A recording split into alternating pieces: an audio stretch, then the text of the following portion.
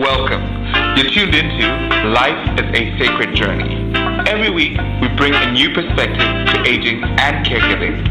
Here is your host, Micheal Pope. Good morning, good afternoon, or good evening, wherever you are in the virtual neighborhood community of Life is a Sacred Journey. I am so excited that you're here this morning. It is freezing in California. And I know all my family back east is laughing at me when I say that because they just got dumped with a whole bunch of snow.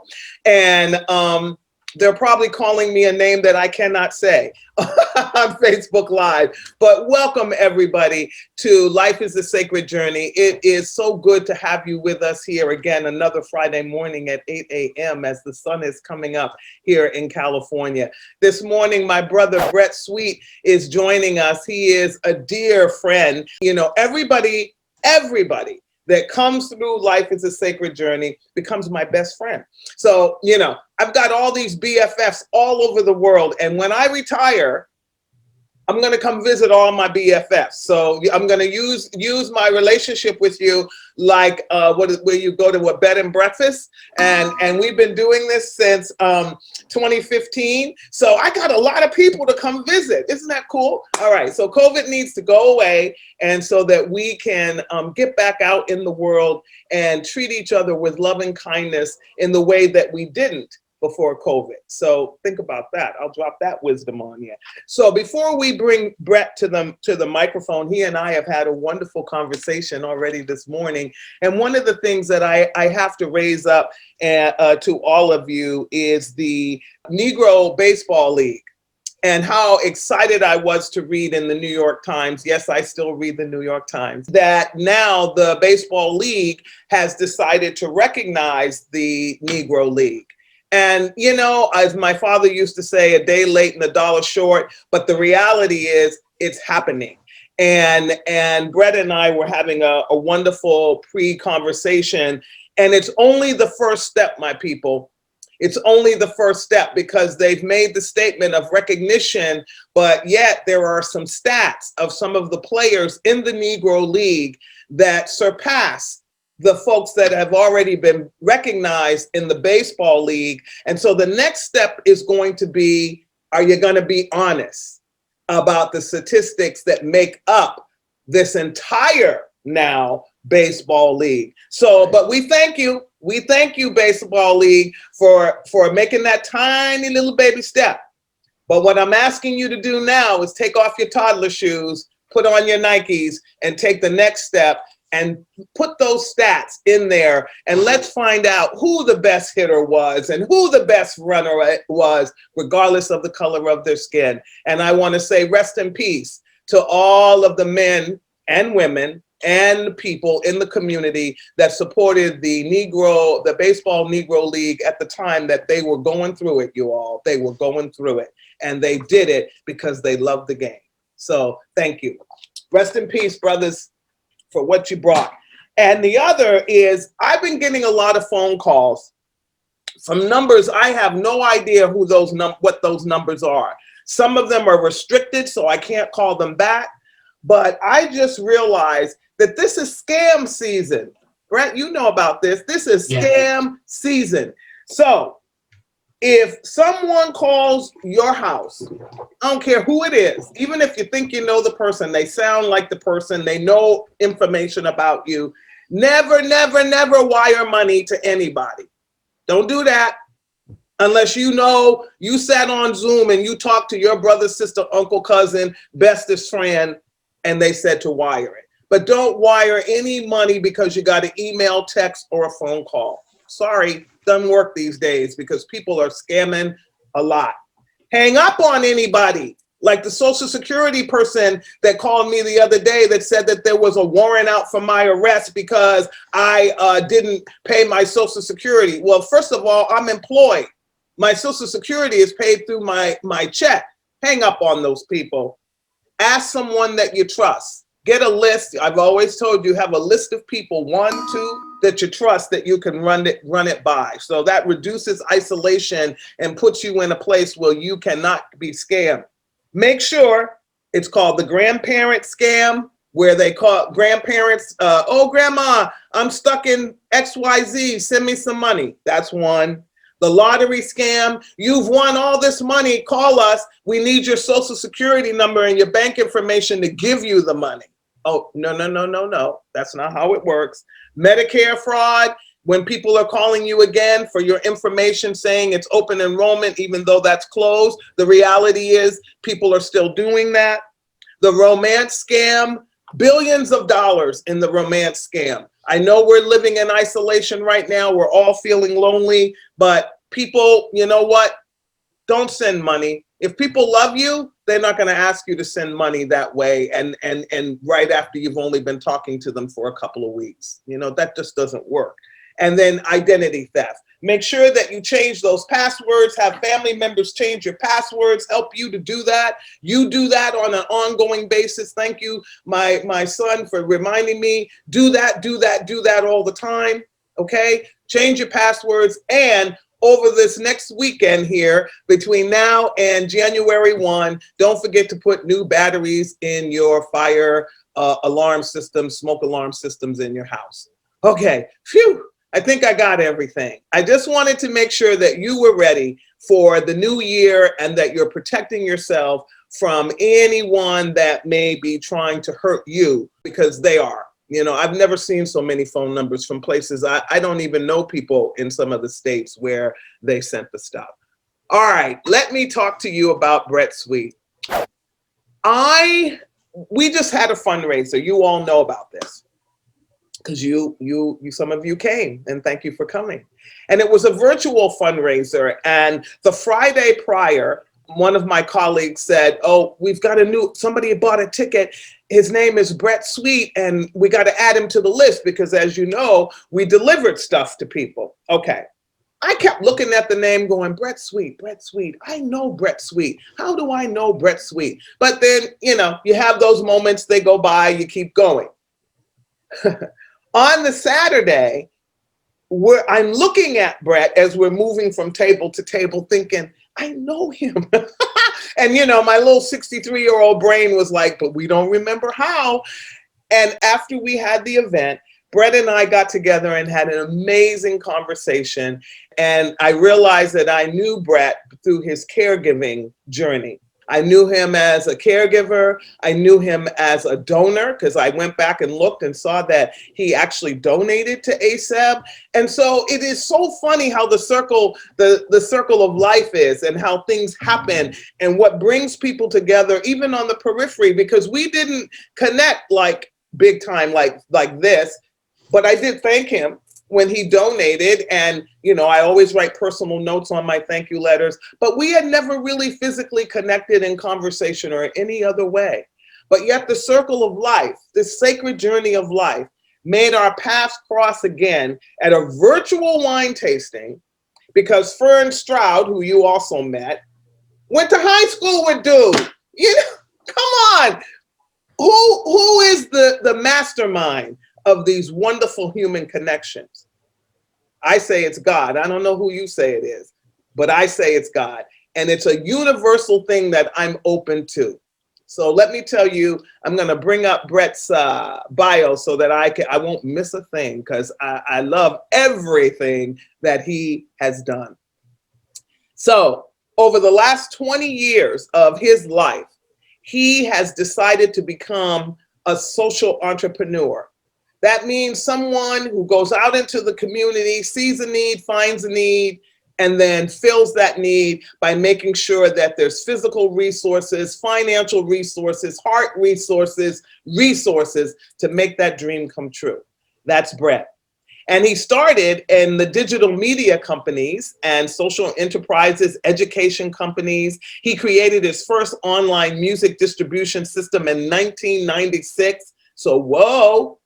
Way before Spotify and all these other wonderful programs that are out there, 1996. So that tells me a lot about my brother's IQ, which led to his passion for building systems and companies that change how people interact. We're always talking about that intersection where we interact. In March of 2016, Bret entered and won the Chevron Equip project pitch securing $3 million to build a business incubator, co-working space in downtown Richmond. Richmond, a city that gets such a bad rap, but yet a city that is thriving right now, a city that new things are happening. He was a part of that and is a part of that. He also combines his passion with music.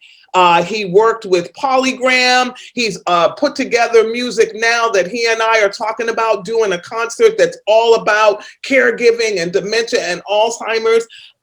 He has a beautiful wife. He has a novel that is called Among the Veils. Bret's like me. We don't know how to stop. We don't want to stop. We know that we have to live out our purpose, and our purpose is whatever the divine sends down and gives us the power to accomplish. And so I want to welcome to Life is a Sacred Journey and introduce to all of you, Bret Sweet. Welcome, Bret. Thank you. Namaste. Good morning. Good morning. Namaste. And also good morning. Good morning. Good morning in America. Is it morning in America? Yeah. Yeah, and I think it's also probably evening somewhere else, but and I should warn your listeners ahead of time, for those who can actually see me. I know you're going to be disappointed when I say this. I'm not actually Adam Sandler. I can't change that. It took a while for Michael to get over that, and then I know I sound like Steve-O from Jackass. I also cannot control that either. So if that's who you thought you were getting, I'm sorry. I might have some other entertaining moments that might help your commute. Right. I might help your day, but I wanted to get that out of the way so that didn't start in the chat. Yeah, I love that. I love that because I was thinking that.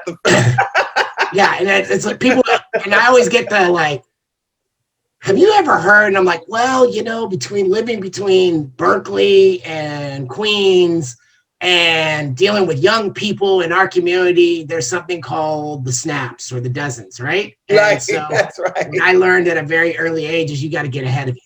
Get ahead of it. You have to, because it's coming. So it's like you might as well throw it down, which I guess is a good sort of philosophy. It's a good thing. So, yeah. Bret, I want to give our virtual family an opportunity to hear your story. Everyone that comes to Life is a Sacred Journey, again, shares their sacred story. I get to share my story bit by bit with our community, my siblings out there.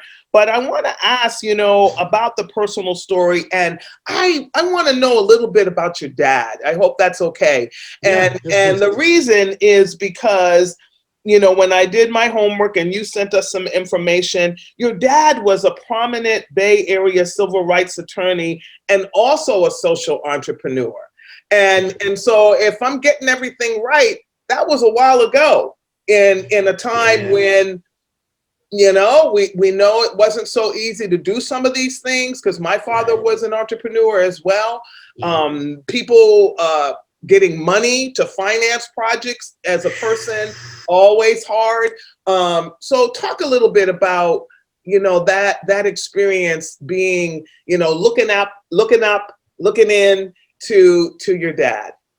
Yeah, and it's interesting. I think if my father was still with us, if we'd called him a social entrepreneur, he probably would be offended. Like that concept doesn't make sense. And I think that goes back to his parents and his parents before him. My family is from a small town on the border of Central and South Florida called Jupiter, Florida. It's also known as West Jupiter or Jupiter Island. It's famously a sanctuary, a Seminole preserve, a place where African Americans of Caribbean descent, of all slave descent, could run. Many of the people who came there from Rosewood. Okay. And yeah, so for the young people who just started watching The Watchmen and started learning about Tulsa and all this stuff, you need to learn about Rosewood too.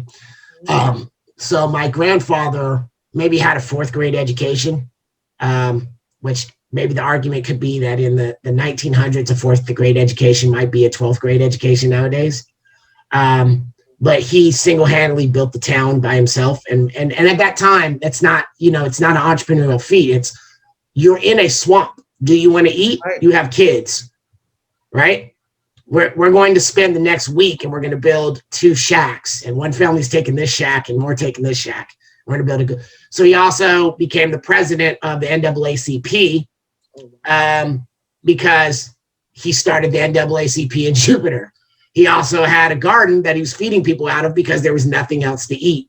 And then he was also, and I think this, you understand this generation, I'm one generation out of the South. I grew up in the Bay Area. Many of us do not remember or do not really fully understand the effect of segregation. Mm-hmm. But in the South, you generally were not allowed mayors in towns that had a black side and a white side. Mm-hmm. In Texas, you're lucky if the leader of the black town is called boss or head boy. Okay. In Jupiter, there was a very clear delineating line. In Florida, to this day, is still a very violent place for black folk. I would say that its sport above football is murdering black people. And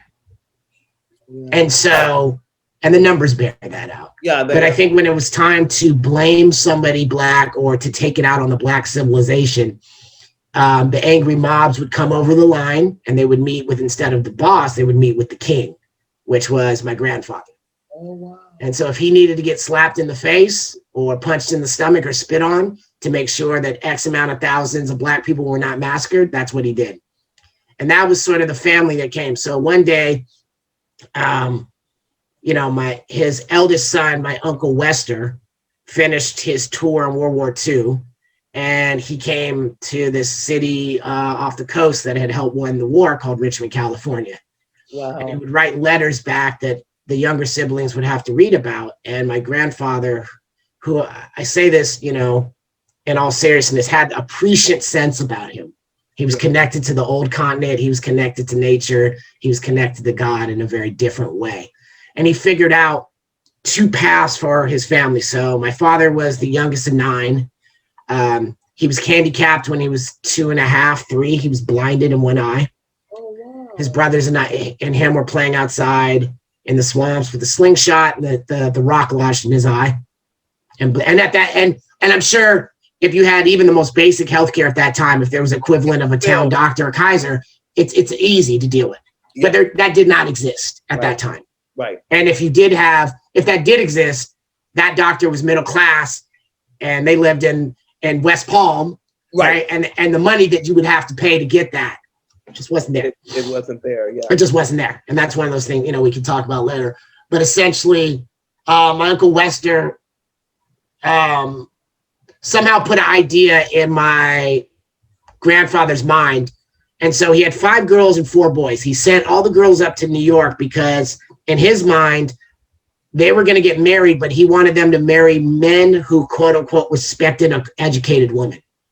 Oh, okay. He felt that New York was the only place where they were going to meet black men. I know. See, that's the connection, that they were going to make black men. And it's almost like coming to America, like, where in New York can you send these women? Queens, So there's our connection, right? Yeah. And then and the fast talking, right? My theory about Berkeley being the Queens, right?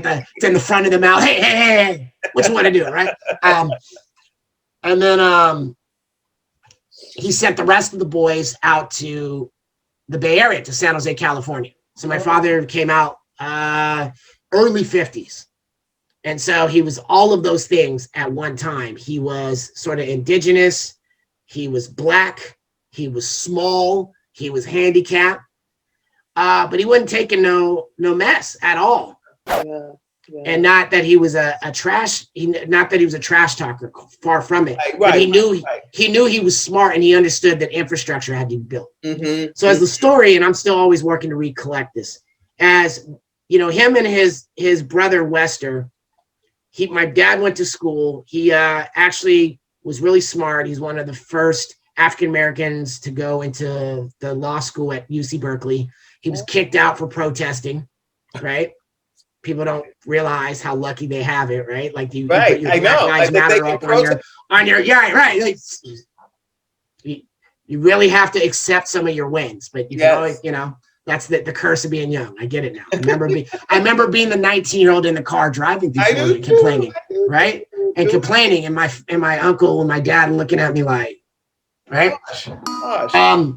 So I think, and then my father went off and ended up finishing law school at Lincoln, and he started to practice with my uncle, and they were doing community law center. And so the first clients were these two singers who were shut down because they owed taxes. Little known band known as Ike and Tina Turner. And so, right.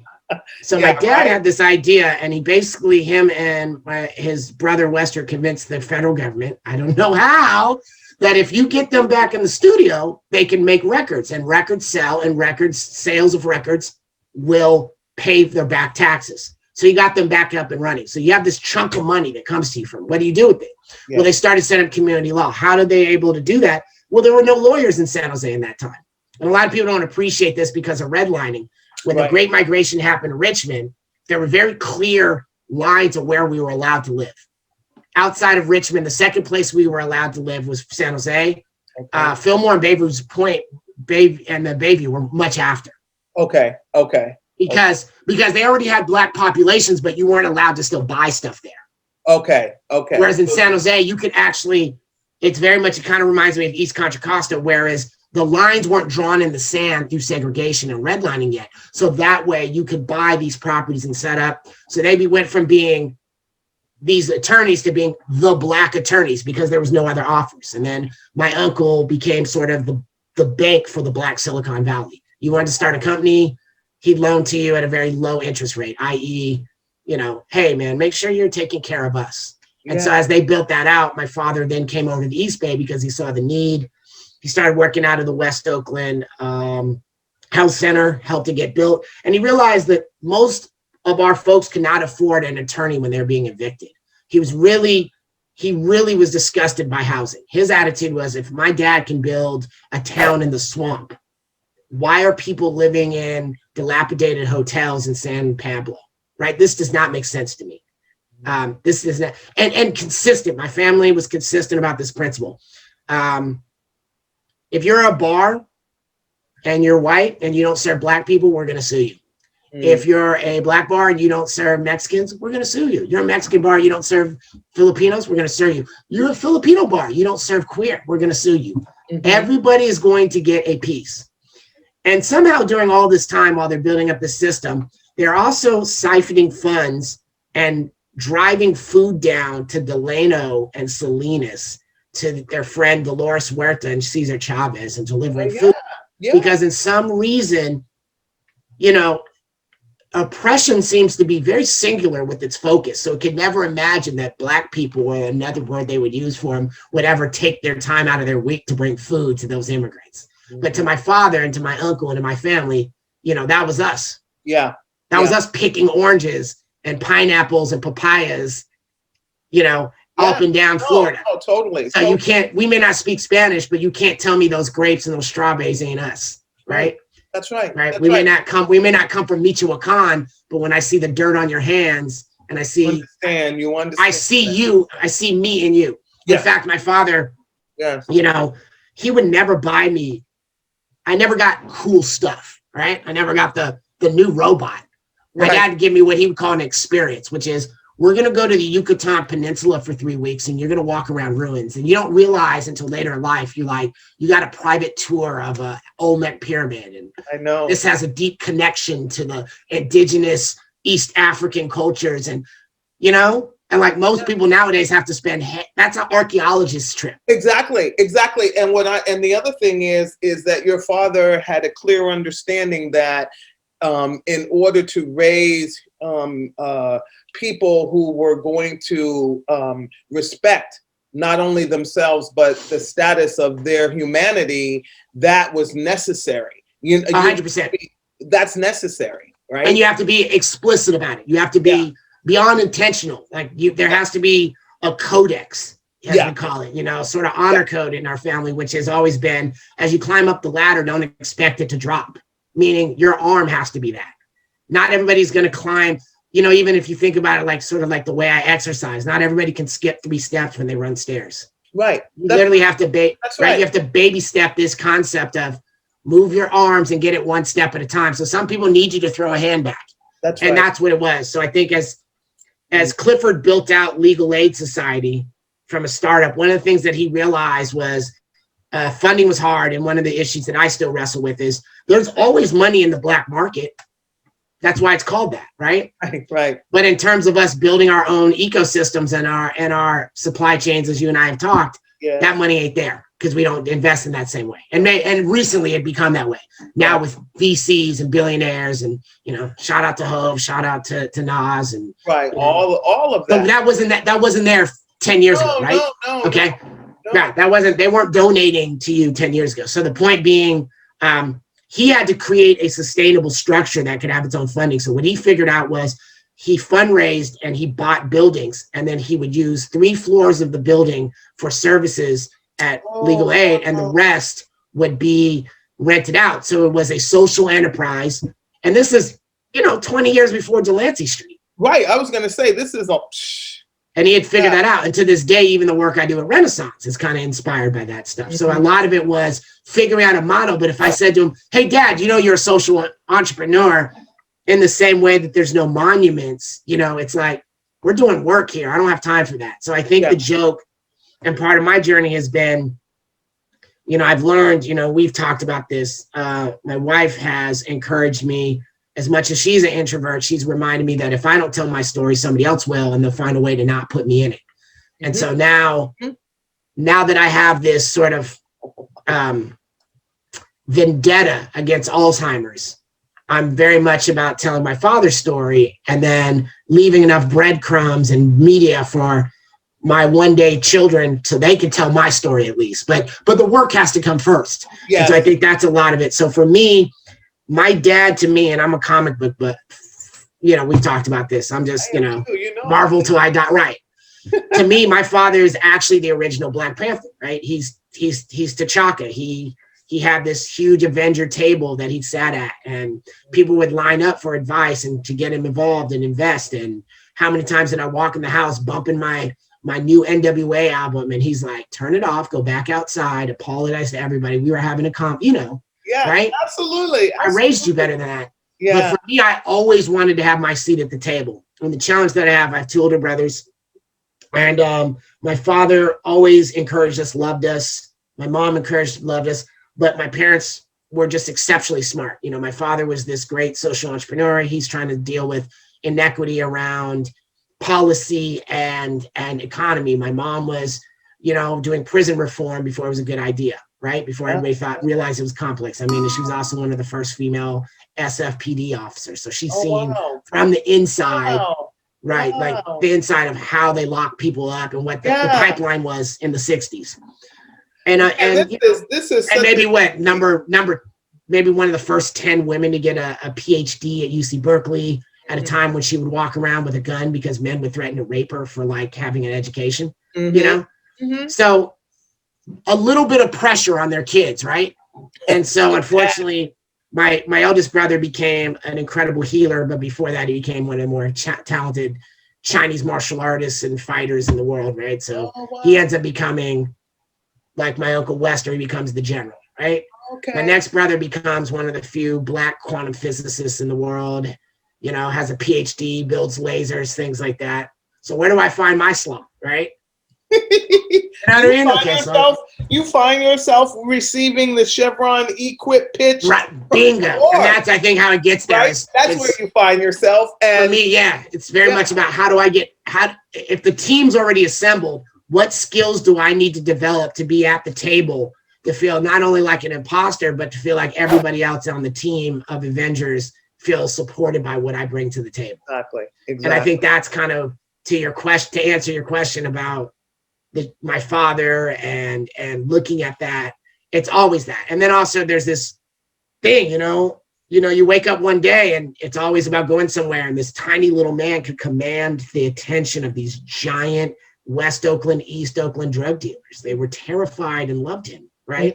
Mm-hmm. And he was just this, he looked like Haile Selassie, And it was always Sweet, Mr. Sweet. Yes, Mr. Sweet. Yeah. And then you wake up one day and someone says it near you and you look and your dad's not around and you go, oh, they mean me. They mean me. Yeah. And then, so I think that's in my own way, I think for what I was trying to do is just be a 2.0, not do anything special. Right. But just, I already see what's on the table. How do I enhance every piece that's here, right? How do I bring a little bit of technology to my folks?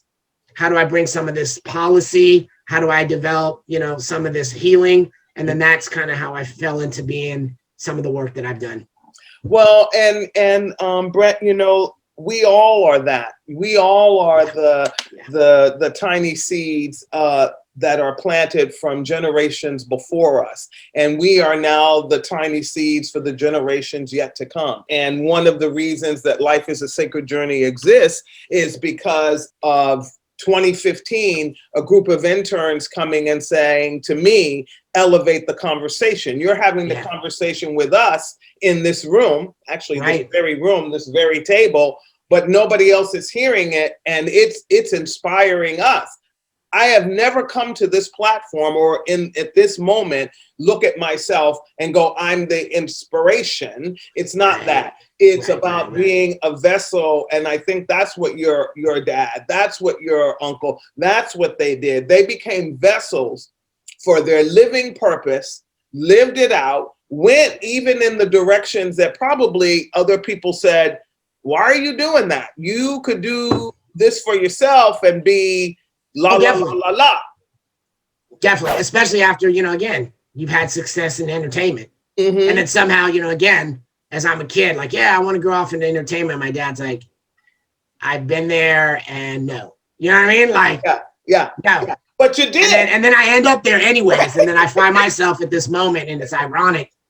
Yeah. I was at this point in my career where I was making a ton of money behind the scenes in the music industry, but hip hop had gone from something where I felt like it was encouraging a growth mindset in African Americans and Latino to being the instrument of our demise. Yes. I felt like it was actually socially engineered to destroy people, and from the generation we came from, like, hip hop made you read a book.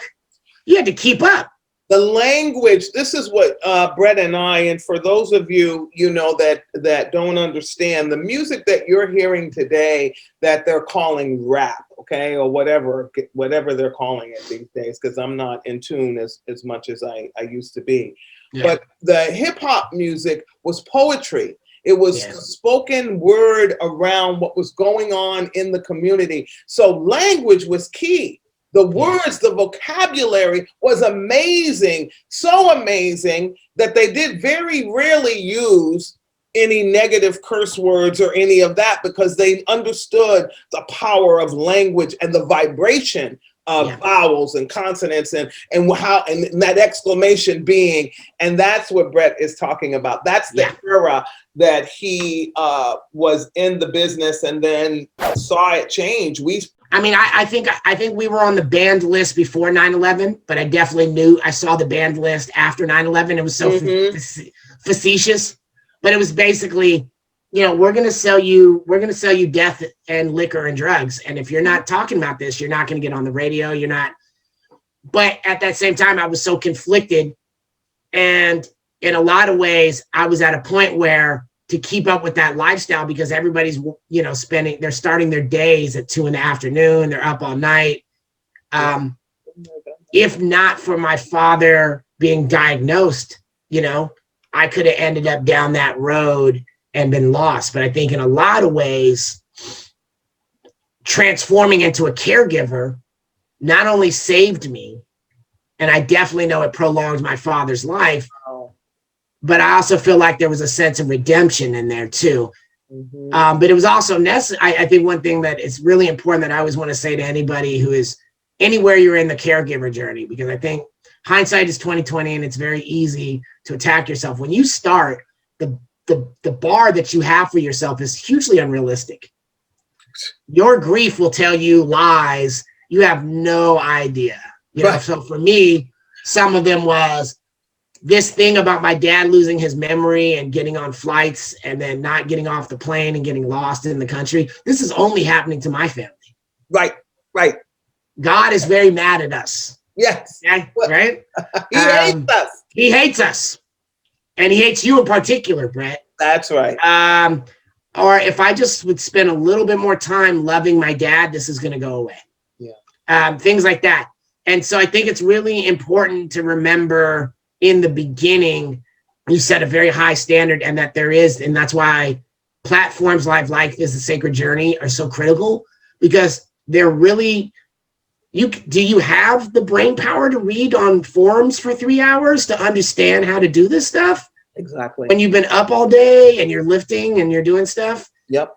And you need, and if you're driving from appointment to appointment and you could listen to this is far more, this is like community college. I mean, if I had it my way, they'd teach this in high school, right? So because this is the reality. It's a culture shift. Yeah. But I found. And it is, this is what I realized the other day. Yeah. I ponder, Bret and I are so much alike, other than gender. I'm not talking gender and all that, but what we ponder, I ponder my old age, and every once in a while I'll vision a moment way in the future where my kids are around me, through the grace that I'm still around. And it's like they're trying to navigate this woman that is no longer this woman.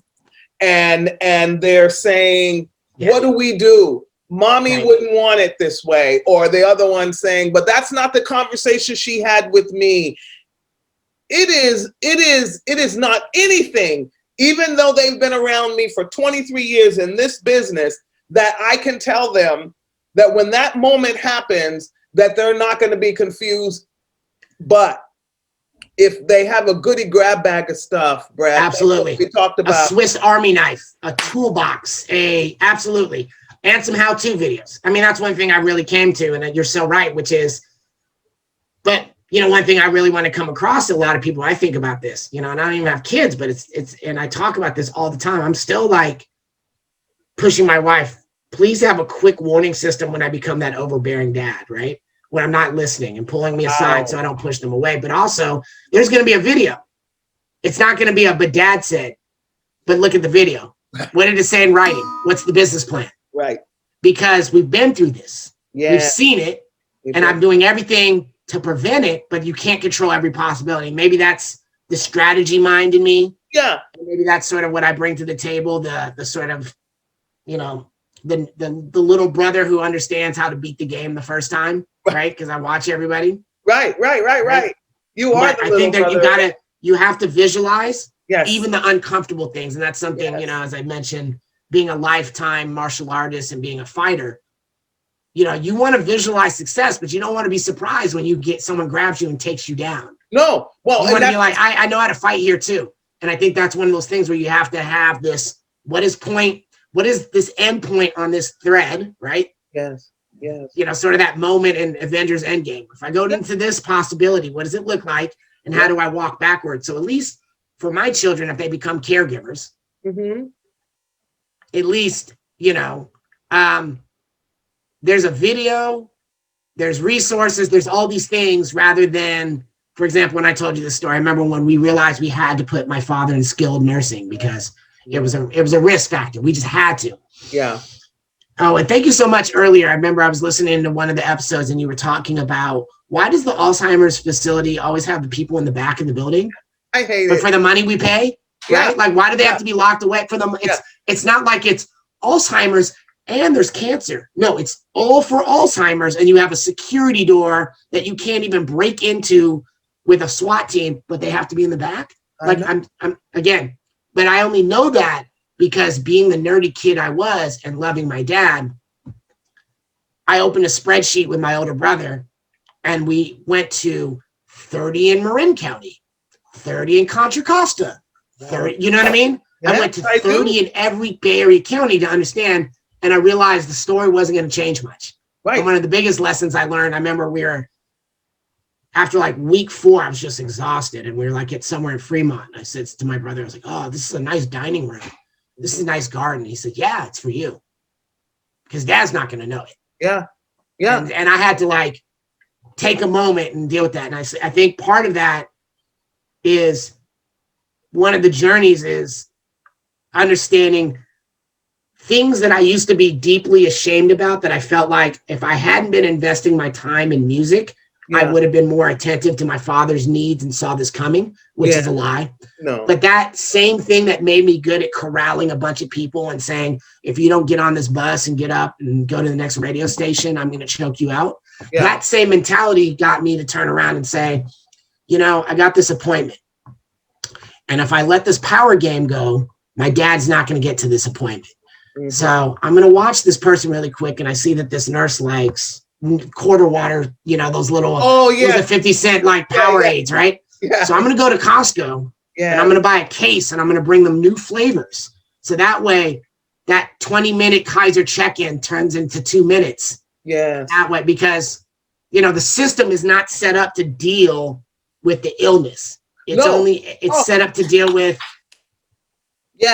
caregiving. It's set up to deal with checkpoints. Yes.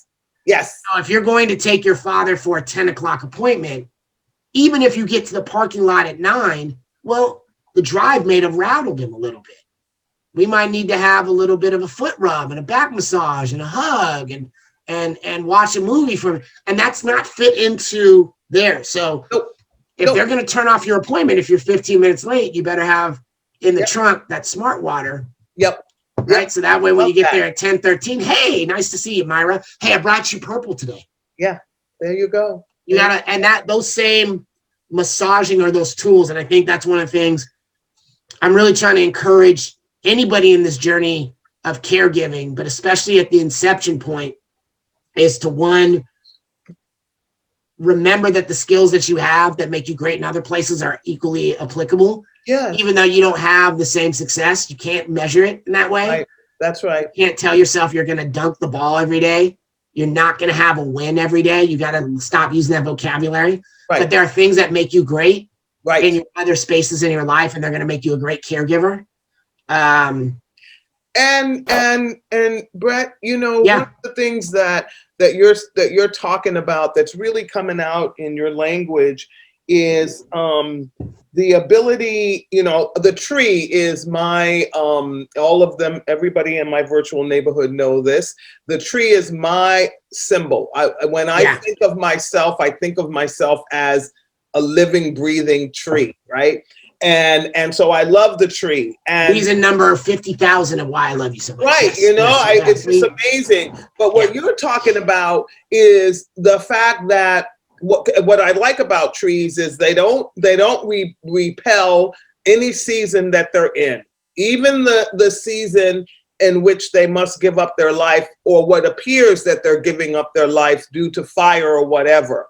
But under that ground and under that ash, after everything is done and said, life is still happening. Absolutely. And the repopulation happens unless man goes in and does what man does, because we're the ones that are victimizing the earth. So let's just call that what it is. Yeah. But it is about that cycle of life. So you were a son where you were able to observe. Like you said, I love that picture of like down there looking up at everybody, listening to all the sounds and hearing all that.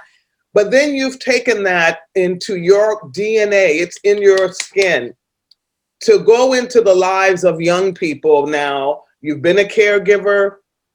You've worked in the industry that every young person thinks they want to be in, right? Yeah. Okay. And they don't really want to be there. They don't really want to be there. They want that girl who kissed another guy to like them. So wait until I make it big as a rapper, right? Or, you know, they don't really want to be there. They don't really, that's why you hear about that. Don't understand, because even when I began my career in the fashion business and was making, like you say, lots of money and doing what I loved and was created for, still am though, because I got recreated, right?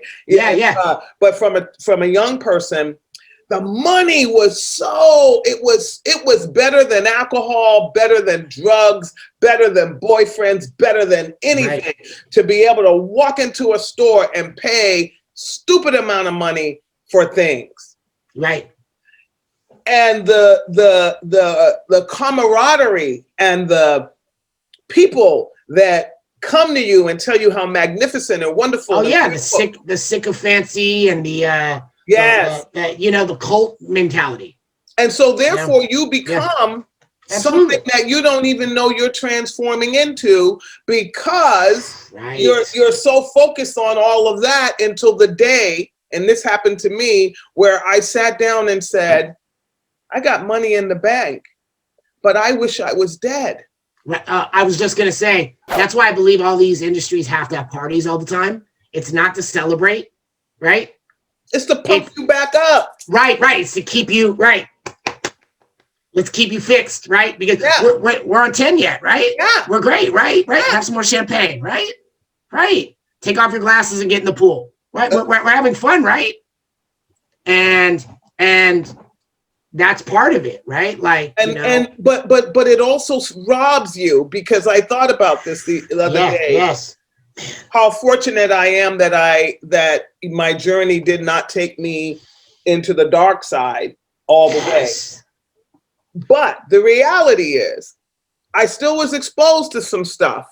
I was just gonna say that have left some marks on me that I'll take to the grave. Can I ask you this? I know it's your podcast, and maybe this is me working through my own. Mm-hmm. I feel like if I hadn't seen the stain on the pattern, right? Or from a philosophical, some of our metaphysic work we do together, if I hadn't been able to look past it, into the abyss and past it, I don't know that I'd nearly be as effective as I am now. No. Because I know that to be true, Bret, for you and for me. Right. That it is that brush. Yeah.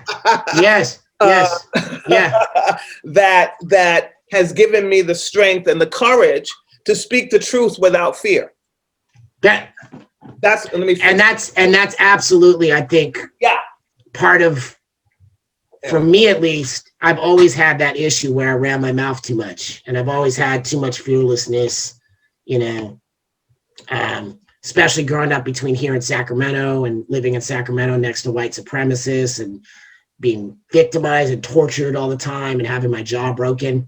I've always had this attitude like, I'm still going to talk about you even if I go to the hospital, right?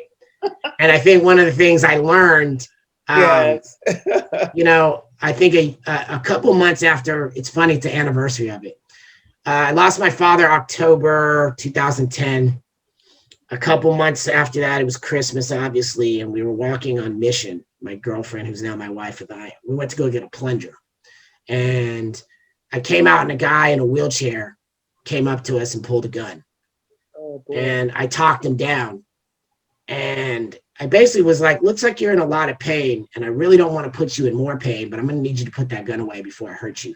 Yeah. And, my wife was like, how did you do that? It's like, you stopped time. And I'm like, after you've already sailed over the boat, and you've gone to the other side with your father and you come back without him. Yes. You think your little gun scares me? Yeah, no. I'm more afraid of what's inside of me and what I could do to him than I'm afraid of that little pea shooter you have. And oh my gosh, this is so powerful. Yeah, and how do you have that convo with somebody who's not there yet and not judging me? Bret Sweet is talking to us and laying down some wisdom here. This is the key. When people ask me, how do you go into that homeless encampment under the bridge or behind, down a road somewhere? It's because I don't walk with that. I don't walk with, oh, these people are dangerous. These people are going to kill me. These people are going to. That's not the darkness. No, I don't walk with that. That's not the darkness. Obviously, this is where I'm supposed to be. So I'm protected. I'm safe. And yes, there have been people around me that probably wanted to hurt me or whatever. But because I look them straight in the eye and I say good morning or good evening or how you doing, brother, sister, I love you. And so does a universal something bigger than both of us. They're like this. Wait a minute. What just happened here? Yeah. And it really is the energy you bring. And that's hard for people to understand sometimes because you have to be part of your complete self. Yeah. You can't just be cosmetic about it. You can't just have one day for 3 hours where you're right. Bret, there's nothing I can do about death. So if it is my destiny to be killed in the forest with the homeless people, there is really nothing that I can do to stop that. And I look at it, I have a different perspective. If I believe what I believe and I know what I know, and I just said that I really do enjoy being around trees, at least I died in the forest. I just, like it's really about assemblage points. Yes. And your reality and your practice and all the other pieces that you bring into it. And I guess that's another encouragement. I think if I had done this, if I could go back and have a conversation with myself, would I change anything? No. Yes. The one thing I would tell myself is that I need to train to be a caregiver. And so I think I heard this the other day from It's So Deep. The woman who's doing the virtual caregiving, and she's talking about the energy work and all the sickness. Oh yeah, Dawn. Even down to getting bit by like a black widow. Yeah. And she really resonated with me because I remember, when I got too intoxicated with working in entertainment, I gave up a lot of my early childhood training and stuff. I stopped doing Tai Chi and my internal work. I stopped going to acupuncture. I smoked about 6 packs a day. I drank, And then when I started and I started the caregiver journey. Yeah. I found that I was having interactions with my father that could not be explained by the neurologist, the social worker, stuff I was reading, the support groups. Yeah. So I remember my father, I would sit with him and I could hear his voice, and I put my hand on his leg and I could hear him kind of guide my hand. And so we'd go to the appointment and I'd say, can you ultrasound his leg right here? And they'd find a blood clot. And they said, how'd you know it was there? And I said, I don't know. But he told me that's where it hurts. And they're like, well, your father hasn't talked for 2 years. How did you hear that? And I said, I don't know. And so bringing that up got me back into practicing Tai Chi, things like that. And then I think about these caregivers, and I heard that story about her getting a hernia. And so, I'm reminded of 2000, a story of, in 2014, I walked with a cane, right? I had allowed myself to get broken, and I knew that I needed to change my life. I'd been diagnosed with sleep apnea. I'd lost a friend of mine to it. And I knew I needed to change my life, and I'm not stupid. So I heard you need to run to lose weight, because I was like 290 pounds. Oh, wow. And I had like I was about 1 apnea away from having a heart failure. And so, me being Bret, Mr. Try Hard, I put on my running shoes and I try to go running with my tiny little wife, and she's just smoking me. I'm like, hold on. Wait a minute. So I run to catch her. And I get up next to her. And she's like, how you doing? I was like, this really hurts. I got to stop. She's like, okay, we'll stop. And she stops. And then she's like, well, stop. I was like, I can't. She's like, no, you don't have to try. I was like, no, literally, I can't. So she runs scared. It's like a shopping cart going down a hill. Yep. Remember that show, The Greatest American Hero? Yes. So I literally, it's on Claremont, and I fly through this woman's fence and slide through her grass. Everyone laughs. It's fine. It was one of the best blessings I've ever had. And I'm going to come back to this.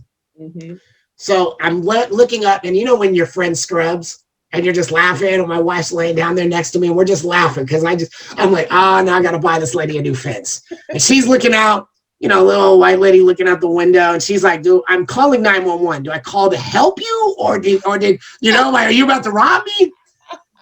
And it was an eye opener, because I had put in my mind that I'll always be able to run. Right. And now that when I stood up, I couldn't. And I was like, wow, how arrogant of you to think that you are owed this after years of abusing your body, and you've never done anything to do this right. And so 2 days later, we go to an acupuncturist around the corner, and they do a massage, and I come out, and I'm still on my canes, and Fatima goes down and gets me a cup of coffee from Phil's. And I hear this, hey, Bret, and I look up, it's my old martial arts teacher who was trained with my brother. He's like, what are you doing? And I'm like, I just came out of physical therapy. I'm handicapped. He's like, handicapppt? Why? And I tell him everything. He's like, well, you should come train. And I'm like, with a smile. And I'm like, bro, I can barely put a shirt on. We'll do something. 3 years later, I lost 110 pounds. Wow. I can lift 200-pound men over my head. I can do this. So I bring that full circle where in June, when my mom had a bunch of falls, because I caregive for her, and that's a whole other COPD story we could talk about. When I pick her up and put her back in the wheelchair, she's like, "Oh my God, are you strong?" Yeah. Because I knew, at least with my mom, I knew I'd be here in this day. Yes, yes. And then the second cycle of that is March of 2020 comes and COVID shuts down my gym and I can't work out anymore. Mm-hmm. And so after a couple of months, I start getting up in the morning and meeting my martial arts teacher because he tells me to. Mm-hmm. He didn't fail me the last time. Right. We start getting up and doing Tai Chi and boxing at 6 a.m. in the park, or I go running, right? Or we just converted our living room into a convertible beak room studio. Oh, there you go. But again, the lesson being, I'm training for this moment because being a very good caregiver for my mom is important to me. Yes. Being a caregiver for my mother-in-law is important to me. Yeah. Also, I have the skill sets, and that I want to remind myself not to be arrogant, that my comfort zones can be taken at any time. Right. So if I'm so dependent going into a building to train, I need to be able to do it in my backyard. That's right. Can't lose the discipline. That's right. And then those skill sets of still being able to have those conversations and being able to use that intuitive side of you, however you develop it, whether it's through doing internal martial arts or doing yoga, meditation, all of these need to be done because these are the conversations that are going to happen with this loved person. That's right. It's not going to happen verbally. You're lucky. I mean, I was listening when I was hearing about the trilogy computer where the woman can like talk through her eyes. I mean, you're lucky if you get that. Yeah. Kudos, right? You're lucky. So I'm planning for the scenario where you don't have that. Exactly. And you have to use different things. And I think that educates all that work.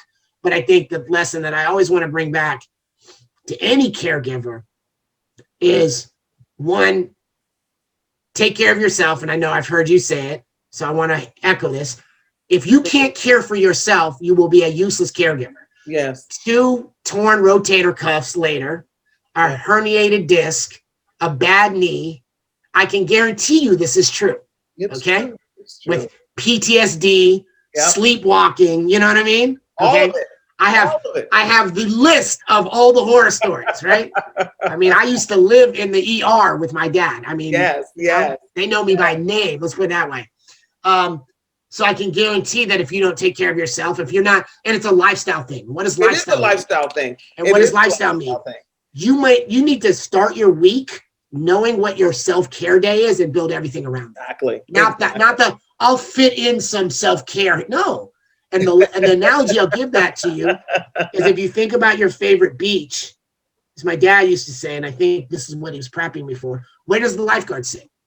That's right. Lifeguard's not in the water. Nope. When you think if you're in the water, it's easier to get to somebody drowning? Mm-hmm. Sure, but you'll never see them. That's right. That's right. So that's right. You need to be in a position to where you can access, and that comes from a sense of remote self-care that has to happen. I'm going to continue the Facebook Live conversation with Bret Sweet for a few more minutes, but we are going to sign off on Blog Talk Radio. So I want to thank you all for coming to Blog Talk Radio today. And Bret Sweet has been our guest. You can go to Facebook Live so that you can continue watching because we're going to wrap up, but I have a couple more questions to ask him. And before you leave, I want to tell you that Volt, the wonderful company organization that we interviewed early back, has made available to us 500 online memberships. And if you remember, Volt was the organization that has put together a caregiver online sort of, I'm going to call it a diary, so that you can put in all the information, medications, things that you want done, not done, things for the person that you love. They are giving us 500 free memberships. So we need you to get a hold of us at Life is a Sacred Journey, and you can do that. You have our email, and we'll make sure it gets blasted out, and we will give those out to you. And this is a remarkable thing. I'm going to open my own account as well. It's to put all that data in, either for someone you're caring for or for yourself, so that when someone is caring for you, they know what's happening. So, Vault, thank you so much for sponsoring Life is a Sacred Journey this way, and all of our listeners and folks out there. It is available on the Apple platform, Android platform coming out, and we will continue to give them out. Email us and let us know. Life is a Sacred Journey. If you're interested, you can find us on Facebook, Instagram. You can find us. So, and we'll hold on to them and get them out to you. Thank you, Vault. Merry Christmas, all of you. So, to the Blog Talk Radio folks, thank you so much for joining us for another episode. We love you. We care about you. Have a Merry, Merry Christmas and Happy New Year. So we'll let you go. And we're still on Facebook Live. So welcome all of my friends to Facebook Live and all of the platforms that we are. What I want to say, Bret, to you right now is thank you so much for coming, first of all, to Life is a Sacred Journey, but for reminding people the longer we live and the more people we bring into our family, our immediate family, the possibility of caregiving goes from probably 0 if you're by yourself to 100%. Yeah. So you talked about your dad. You said your mom, now you're caregiving. You even said my mother-in-law. You see what I'm saying? So the cycle keeps going. So the more you learn with each experience makes it better. And then the people watching you are like, wow, I saw how Bret handled that. Or, yes. Oh, so is that what your book is all about? I mean, talk a little bit about your book, because I want to hear about that. The book was, I would say, the first piece of therapy. When I was in music, I started in a competitive era where we used to battle. And, and a lot of the aesthetic was off the head, was that you were rhyming words and putting together logic statements and basically debating somebody, right? Mm-hmm. And so my partner, who I used to train with, was a guy named Merce, and he was incredible at writing entire albums in his head. So he could sit in the sidelines and he was watching the other guy rap, and he was getting ready to go up there and grab the mic from him, but he'd already written, 64 bars about destroying this guy. Mm-hmm. With great logic statements, right? Like, oh, you say you're the biggest pimp, but yet you live with your mom, right? You know what I mean? Like he had it all figured out, right? And so we just got into this really good practice, almost this Tesla-esque idea that you could do this. And it's a lot of what I brought into like building systems. You could talk about it up here, design it, and then release it and deploy. Okay. When I would spend a lot of time in the ER, there's no internet. Right. The smartphone is not invented yet. What are you going to do with your time? Right. Your dad can't talk. They're running tests. Yep. Her down there, she's screaming. He over there is threatening the security. You know what I mean? How do you stay present and engaged without going like, the first person who tells me bad news about my dad gets killed? Okay. So I had to write in my head. And so I began writing an urban sword and sorcery fantasy story. Oh, wow. Because of all the sort of intuitive things that were happening to me. Mm-hmm. And it was also part of the therapy. So the book Among the Veils is very much about this trope that you see. And this trope is, in every major city that has a Black community, if you ride rapid transit, there's always this nice, well put together, middle-aged African-American nerdy guy on the train or the bus with you. And he looks too educated to live where he lives. Okay, that's right. What is his story, right? Yeah. or her story. Yeah. Like he should live in a nice neighborhood, but instead he has the nice house in the terrible neighborhood. Why? And then there's those moments, and I think you've been through this, where you've gone somewhere and somebody's had a conversation with you and it so spiritually touched you, and then you went back to ask about them and they're like, they don't work here. Who is this? You've had these moments, right? Somebody's had a sign on the corner, you circle around, you come back, they're not there, and you're, oh, okay. It's like hold on. a wrinkle in time. Right? Wrinkle in time. Yeah. So when it first happens, am I losing it? Right. Did I not get enough sleep? But you talk to enough friends, you understand that this is a human condition. So I decided, what if all these people know each other? Oh, wow. What if this guy is part of that? And then the next thing that I know is ideas have a life of their own. What does it look like when Pepsi and Coke go to war? And I don't mean stock prices. I mean brand ideas. When ideas fight above the cities, right?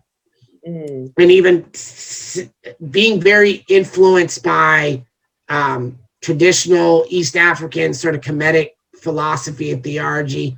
You know, the symbols that are in the hieroglyphs or the metaneta is very much living. Yeah. So what does it look like when you see that? Sometimes you see words, they're actually an equation. You actually see symbols are fighting. So I wanted to talk about when ideas have a war of their own. And what I really ended up becoming was this story of a civil war of the pantheons of Egyptian gods, and that happening in the Bay Area, and not being so much as easily seen because the Bay Area has a multiculturalism. So it's about these deities. What happens if the death deities go to dinner one night? What restaurant do they pick in the Bay Area? Right? What about the guardian deities, right, who help you cross over? Where do they go to eat? Yeah. How do they hang out? What is their day job? Right. And that's what Among the Veils grew into, and it also became this connection between understanding that as much as I hate the disease, it serves a purpose. Yeah.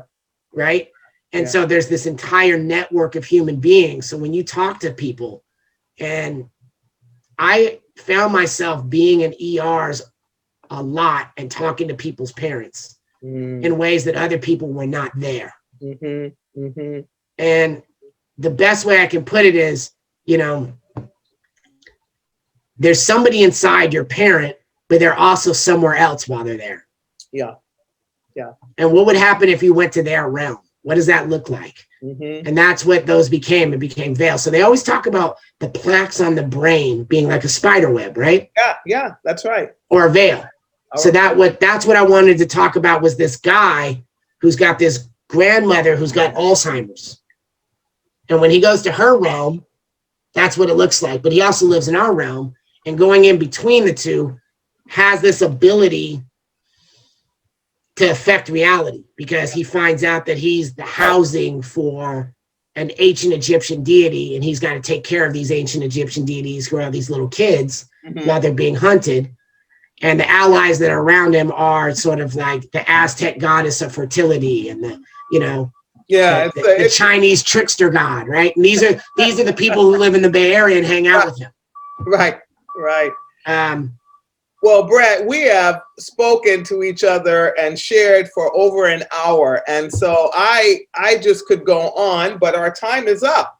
Yeah, and that's just an excuse to have me back. And you and I have some things we're cooking, right?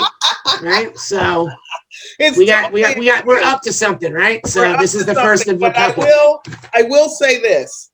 Yes, ma'am. Bret and I are working on a project where it's a brainchild of ours that we will present to you sometime in 2021, hopefully in the first half of the year. And we want to bring art and music. As you know, art is one of the therapies here at Alzheimer's Services of the East Bay. And we have art that has been paintings and things that have been created by folks in our program. But we're also looking at music. As well as you know, that music also resonates. As you know, we brought Henry's story to you, where Henry was silent for over 10 years. They put headphones on and he started scatting.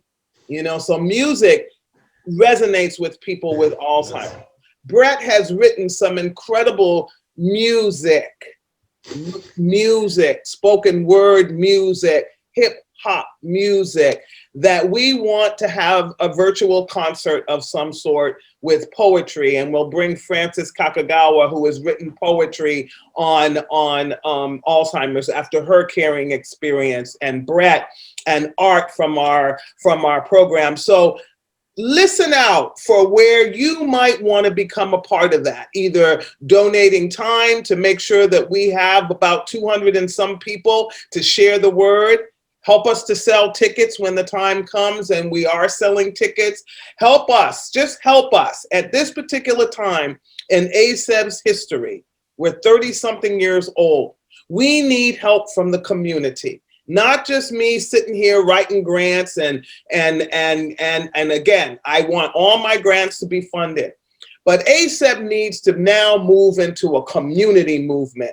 And a community movement means we will never be without.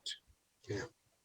When the community realizes how valuable we are, what we do here, and the change we're trying to make, then we will never live in the world of scarcity. ACEB will always have what it needs in order to function, but we can't do it without you, all right? So Bret is come alongside, and he's on the Micheal Pope train. You know, I got the Micheal Pope caboose. And all my friends have a luxury seat on the Sacred Journey ride. Join us.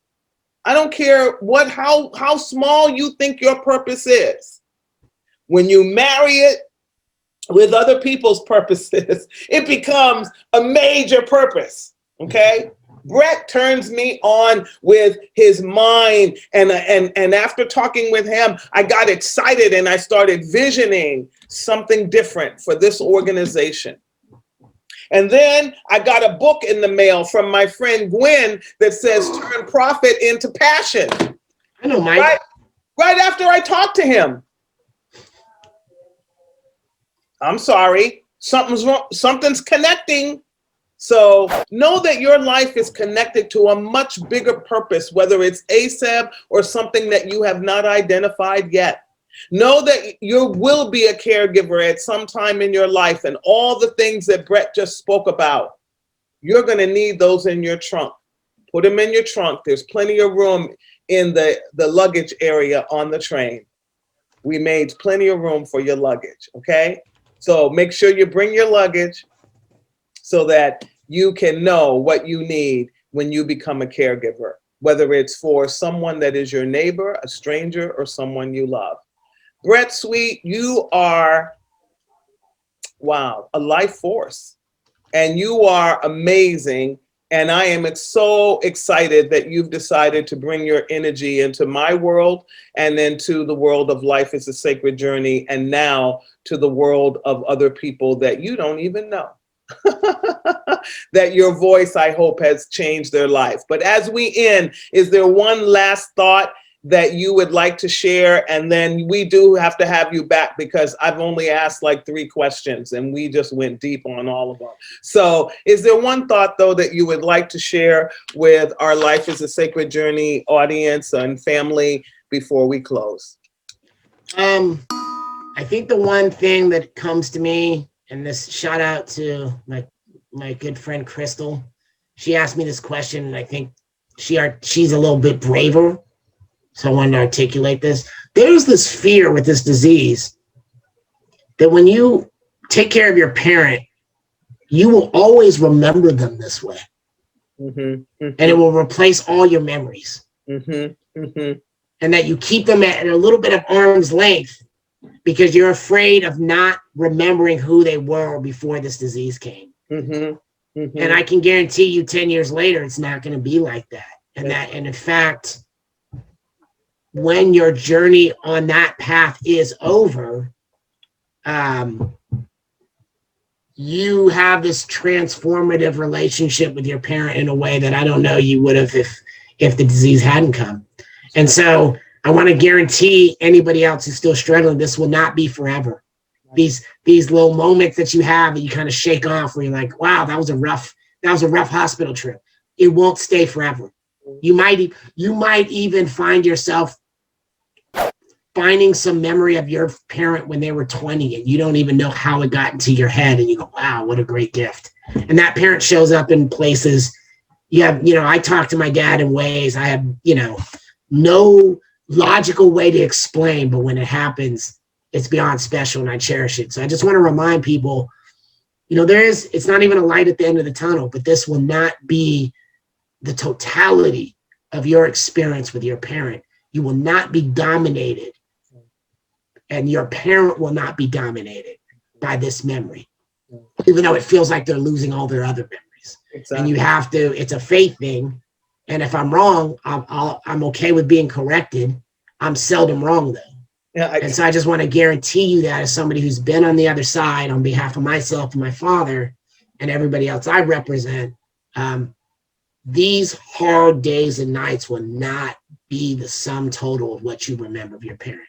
Trust me. No. Well, thank you all, Sandy, Teresa, all of you that I saw, Betty, all of you, Susie, everybody, Felicia, all of you that came to Life is a Sacred Journey, hung in for this extra half hour, 45 minutes, because it was going and I didn't want to stop it. So thank you for that. And have a Merry Christmas. Next Friday, I believe. Is next Friday Christmas? What? Yeah, I think, maybe next Tuesday is Christmas Eve. Maybe. Oh, my Lordy. All right. Yeah, how did we get here, right? How did we get here? So let me just tell you, next Friday, I will be here solo by myself.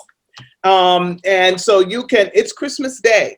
But I will come with an early morning Christmas message to you, and then go off and spend time with my family out in the backyard for a little bit, and then go, and we're going to have dinner on Zoom. So nice. Please be safe. Okay, folks, we're almost in the stretch. I don't know what the vaccine is. I don't know what the vaccine has to hold. I don't know if many of you will not even be able to take it because you have allergies or whatever. I don't know. But at the end of the day, let's wear a mask and keep washing our hands, keep doing the social distancing until it's not in our community in a way that we're spreading it and people are dying. Okay? Right. So let's do that together. So peace be with you. And Bret, you again, thank you. You're my new brother from another mother. And yes. I am so excited, and I can't wait for us to physically be together, and I'm looking forward to our project that we will be working on. Oh man, tell me about it. That's gonna be, I'm gonna enjoy putting that intention, like ending the solstice, ending the year and saying 2021, we're coming. We're coming. And then Alzheimer's Services of the East Bay will be known throughout the world as the organization that it is here at this little tiny organization, and with the help of my brother, Bret Sweet. Bret, blessings upon you and your lovely wife. And, as they say, and I always pronounce this incorrectly, but Sawabona, which means I see you. In Swahili or one of those languages, and I'm going to learn how to pronounce it properly by 2021. But Sawabona means when in an African culture, and I'm not sure which one it is, when they greet, they say Sawabona, which means I see you. And it doesn't mean I just see you with my eyes, I see you with my soul. And so, Bret, I see you with my soul. Sawabona.